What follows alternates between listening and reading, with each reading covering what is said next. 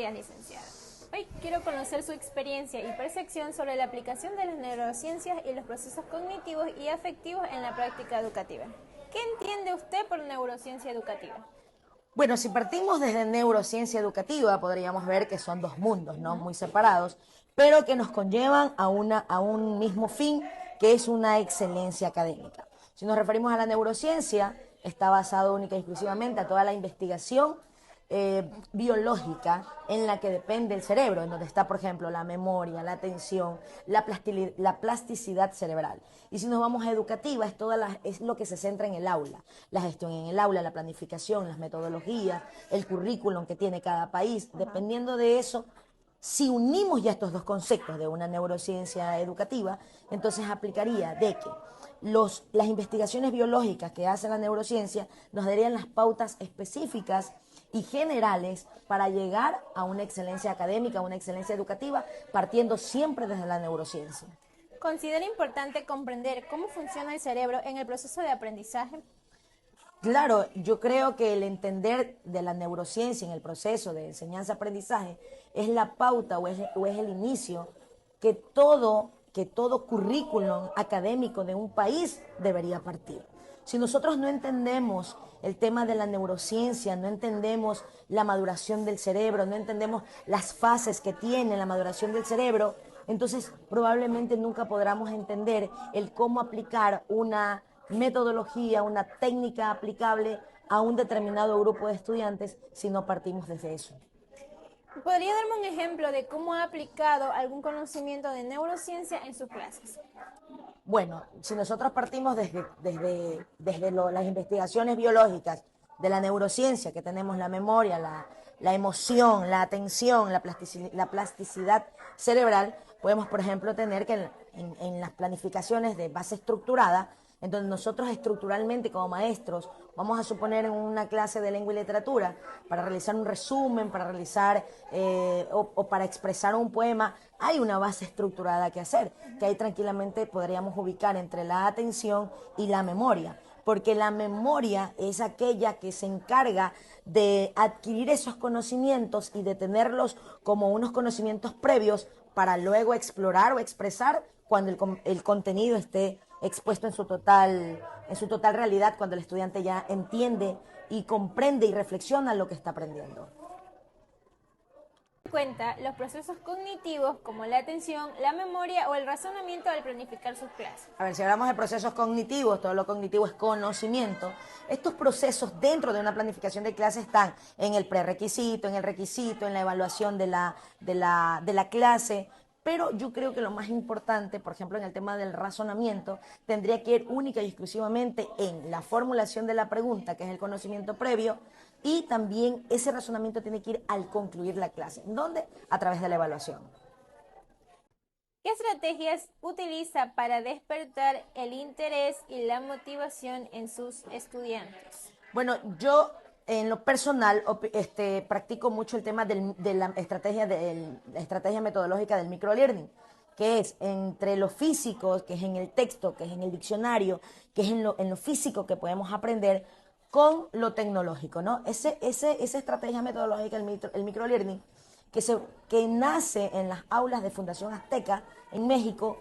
Creo yo que en el momento que empecé a leer esa investigación que hacen las universidades, las de Guadalajara y otra más de allá, creo que tienen el concepto claro en cómo aprender la motivación. Por ejemplo, si empiezo aplicando o despertando la motivación del estudiante a través de lo físico, tiene que ser a través de una pregunta, tiene que ser a través de un texto, tiene que ser a través de un pensamiento, de una frase, de un eslogan, y luego lo podemos reforzar en la parte audiovisual, como también puede ser viceversa. Podemos despertar la motivación a través de un video, a través de un cortometraje, un largometraje, o de spoilers, de alguna información que nosotros vayamos a necesitar, y luego concluir el aprendizaje dentro de lo físico. He encontrado en mi experiencia personal que esta estrategia metodológica del microlearning sí puede dar resultados en la actualidad, en donde creemos que la tecnología ha llegado a reemplazar al maestro. Y realmente, si bien es cierto, no lo llega a reemplazar y jamás lo va a reemplazar, porque el maestro tiene la pedagogía de enseñar, creo que eso no lo puede hacer ninguna máquina, ninguna aplicación, ninguna plataforma. pero creo que sí nos puede potenciar y potenciar de esta forma. El microlearning, creo que no podemos dejar tampoco la forma, lo bueno de la forma tradicional de enseñar y de aprender con las nuevas tendencias tecnológicas. ¿Y qué procesos cognitivos cree que más desarrollan sus estudiantes? Definitivamente creo que sería entre el análisis, entre la atención, la interpretación, la reflexión, la comprensión, en el área de lengua y literatura, en donde los chicos tienen que aprender a comunicarse, a expresar sus ideas, a expresar sus proyectos, a aprender a formular, a estructurar una oración, un párrafo que les permita a ellos comunicarse, sea de forma escrita o sea de forma oral. ¿Conoce usted la teoría de las inteligencias múltiples propuesta por Howard Gardner? Creo que desde que él propone las inteligencias múltiples, a los maestros nos abrió un abanico de poder entender este universo de estudiantes y de comprender para reflexionar que no todos los estudiantes tienen una inteligencia, o mi grupo de estudiantes solo están dispuestos y predispuestos para una inteligencia para una inteligencia específica, sino para múltiples. Y creo que eso es lo que le ha dado la pauta para que ahora el maestro sea un poco más amplio, sea un poco más diverso a la hora de planificar una clase, porque va a tener niños con inteligencia en temas de la escritura, va a tener niños con inteligencia en temas de la musicalidad, va a tener inteligencia en temas de números. Entonces, para ese gran universo nosotros, en base a eso, tenemos que planificar para desarrollar muy bien la enseñanza-aprendizaje dentro de un aula de clase. ¿Y cómo promueve en sus clases el desarrollo de diferentes tipos de inteligencia? Bueno, en el área de lengua y literatura se pueden desarrollar de diversas formas. Tenemos, por ejemplo, el tema de las letras, a través de una redacción creativa, como también puede ser una redacción oral, como también puede ser la elaboración de un afiche, como también puede ser la creación de una música de un tema. Es la diversidad. En el arte también se puede expresar a través de lo que los chicos pueden plasmar a través de un dibujo, de una pintura, en todo lo que conlleva arte, pero también en la parte de números, en la parte de letra, en todo eso que abarca las inteligencias múltiples. ¿Cree que esta teoría contribuye al aprendizaje significativo? Claro, si nosotros entendemos como aprendizaje significativo en que qué está aprendiendo el chico significativamente para que le sirva para su desarrollo de vida en lo posterior, creo que sí. Las inteligencias múltiples actualmente pienso que también están dando una pauta para ver en qué camino o en qué futuro los chicos se ven planificando esa vida estudiantil que sigue en lo posterior dependiendo de las habilidades en las que tenga.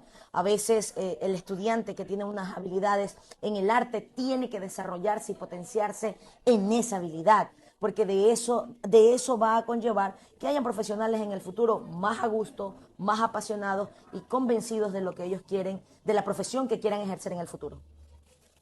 ¿Qué importancia le da a las emociones dentro del proceso de aprendizaje? Bueno, yo siempre converso con mi equipo de docentes que si la parte emocional, si la parte mental, si la parte psicológica no está bien en un estudiante, es de gravísimo error creer que por mucha estrategia o por mucha técnica metodológica que llevemos, el estudiante va a aprender. Si el estudiante no está bien emocionalmente, así el maestro lleve la mejor estrategia metodológica, el estudiante no va a atender la clase, no va a comprender y simplemente va a ser un receptor pasivo porque no va a comprender, ni a interpretar, ni a reflexionar, ni a inferir lo que está aprendiendo o lo que el maestro en ese momento le está transmitiendo de conocimiento. Creo firmemente que la parte emocional es vital hoy en día, que vivimos en una generación en donde todo les lastima, en donde todo les afecta, pero creo que es que nos hemos olvidado los adultos en dar palabras de afirmación. Decimos que es una generación de cristal, claro que podríamos hacerlo una generación de cristal, pero de ese cristal que no se rompe, de ese cristal que tendría que recibir palabras de afirmación todos los días, de ese cristal que no se rompe, que está fuerte, que está ahí, que está latente. Pero si solamente decimos que es una generación de cristal, porque en medio lo topamos se rompe, entonces estamos diciendo que las emociones de los niños y de los jóvenes hoy en día están por el piso, lo cual es algo grave que va a afectar no solo en el presente, sino en el futuro, no solo a un país, los primeros que van a empezar a afectarse son los docentes, porque como nosotros recibimos a los estudiantes que vienen con problemas emocionales, que vienen con problemas psicológicos de casa, que vienen con problemas de adicción a pantallas y a móviles, ¿cómo nosotros los recibimos? Tal vez el maestro necesita, y no solo a nivel de maestro, creo que deben existir políticas públicas que manejemos ya con el tema emocional para que no veamos de aquí a 5 años que la educación en vez de avanzar retrocedió. ¿Qué estrategias utiliza para crear un ambiente emocionalmente positivo en su aula?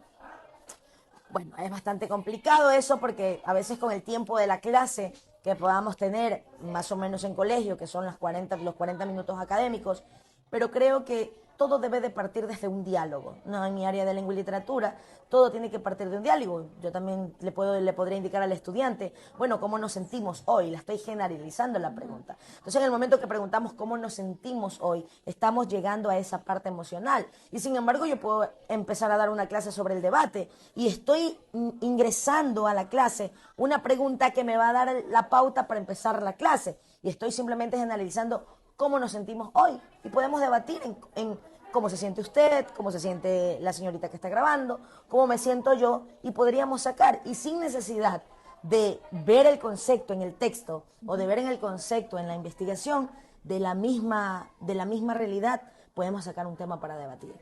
¿Ha aplicado alguna técnica o dinámica para fortalecer la empatía, la autorregulación emocional o la autoestima de sus estudiantes? Bueno, aplicando el microlearning, siempre tenemos que aprender desde los errores que pueden cometer otras personas, otras instituciones, otra aula de clase, y creo que parte desde ahí. Si la empatía, si bien es cierto, es ponernos en el lugar del otro, pero no solo se tiene que quedar en el concepto o en el significado. El ponerse en el lugar del otro es realmente hacerlo, ¿no? Hoy en día existen muchas estrategias, como por ejemplo crear un reto social en donde cómo nos podemos sentir si ella se quema, si ella se cae, si usted se cae en una nota, en una materia. Entonces, ponernos en ese lugar del otro es lo que a nosotros nos va a empezar a hacer más humanos. Hace mucho escuché que de aquí hasta el 2050 o hasta el 2040, lo que probablemente vayamos a tener es humanismo, que es lo que va a necesitar la sociedad de aquí hasta ese entonces. Porque hoy en día la tecnología llegó, algunos dicen para quedarse, otros dicen que solamente serán tendencia, hay diferentes polos opuestos en cuanto a criterios, en cuanto a tendencias, pero creo que si en el 2030, si no tomamos o no actuamos desde nuestra trinchera, por ejemplo, desde que usted que está estudiando una carrera en educación, si usted, sus compañeros, no hacemos algo que marque la diferencia, muy difícilmente vamos a llegar a tener un humanismo en el año 2030. Pero creo que si los maestros, por pasión, por convicción y por decisión, decidimos cambiar esta actual forma o estrategia de enseñar, creo que sí podríamos estar logrando tener personas más humanas hasta el 2030. ¿Le gustaría participar en cursos o talleres sobre neurociencias aplicadas? Sí, creo que el tema de la neurociencia ya es un auge. Hay muchos temas que están en debate, que sirven de mucho análisis. Harvard, San Francisco, Oxford ya tienen un montón de estudios ya comprobables, realizables, que inclusive ya hoy en día Harvard, por ejemplo, ya subió los últimos estudios que han realizado en neurociencias, pero creo que a los docentes nos falta, y digo nos falta porque también me incluyo, creo que nos falta muchísimo conocer más de neurociencias. Antes como que solamente era un tema que lo manejaban los psicólogos o los psicopedagogos, pero nosotros somos pedagogos y creo que también la malla curricular, el pensum académico de las universidades deja mucho que pensar porque no recibimos, o ustedes, por ejemplo, que ustedes que están en proceso de formación, no reciben una formación adecuada en lo que en realidad es hoy por hoy la educación del siglo XXI. ¿Por qué considera importante o no actualizarse en esta área? Considero importante que deberíamos de actualizarnos en el área de neurociencias porque es lo que nos va a ayudar a tener una mejor gestión del aula. Volvemos al primer tema, que es la neurociencia educativa, porque dependiendo de la neurociencia y que entendamos cómo es que esas investigaciones biológicas de nuestro cerebro nos ayuda a un proceso de enseñanza-aprendizaje, nosotros como maestro vamos a entender que usted y la señorita que graba tienen distintas formas de aprender. El concepto puede ser el mismo, pero usted puede aprender de una forma y ella de otra forma. Si no conocemos la neurociencia, vamos a creer que solo nuestra forma de enseñar y como solamente uno en el aula lo entiende, entonces está perfecto, aunque el resto no puede entender. Creo que nos falta muchísimo, muchísimo sobre neurociencia aplicada o aplicables, no solamente en el tema de docentes, también en el tema de directivos. Porque a veces los directivos le pedimos a nuestros docentes o a nuestro equipo docente que saque adelante un grupo de estudiantes, pero tenemos que ver que esos estudiantes estén bien en su parte cerebral. De ahí parte toda la excelencia o fracaso académico que vaya a tener un estudiante. ¿Qué temas específicos le gustaría profundizar en relación con las neurociencias? Por ejemplo, me gustaría mucho el tema de la neurociencia aplicada a la inteligencia emocional o la neurociencia aplicada a la psicología educativa. ¿Por qué? Porque podemos tener que el estudiante tenga una correcta maduración del cerebro, que todo su tema cerebral esté bien, pero ¿qué pasa si su parte cerebral está bien, pero su parte emocional está mal? Entonces ahí podríamos aplicar el tema de la psicología educativa, que no la puede manejar un psicólogo organizacional o un psicólogo clínico, porque no estaría aplicado a educación. Muchas gracias por su tiempo y por compartir su experiencia. ¿Desea agregar algún comentario o sugerencia final sobre cómo mejorar las enseñanzas desde este enfoque? Bien, a decir verdad, es recién alguien que me hace una entrevista en cuanto a neurociencias, ¿no? Me han realizado a veces encuestas normales o ya generales, muy comunes, pero creo que la universidad en la que usted está, deberían de seguir ampliando su tema de currículum a los estudiantes de universidad, a su pensum académico, materias como esta, como neurociencias, pero que la deberían de amplificar más y deberían de ser materias que estén dentro del pensum durante todos los años de estudios que tengan los futuros docentes del país. Para mí ha sido un gusto y esperemos que esa neurociencia aplicable, tanto usted como yo, la sigamos aplicando en nuestras labores diarias. Muchas gracias.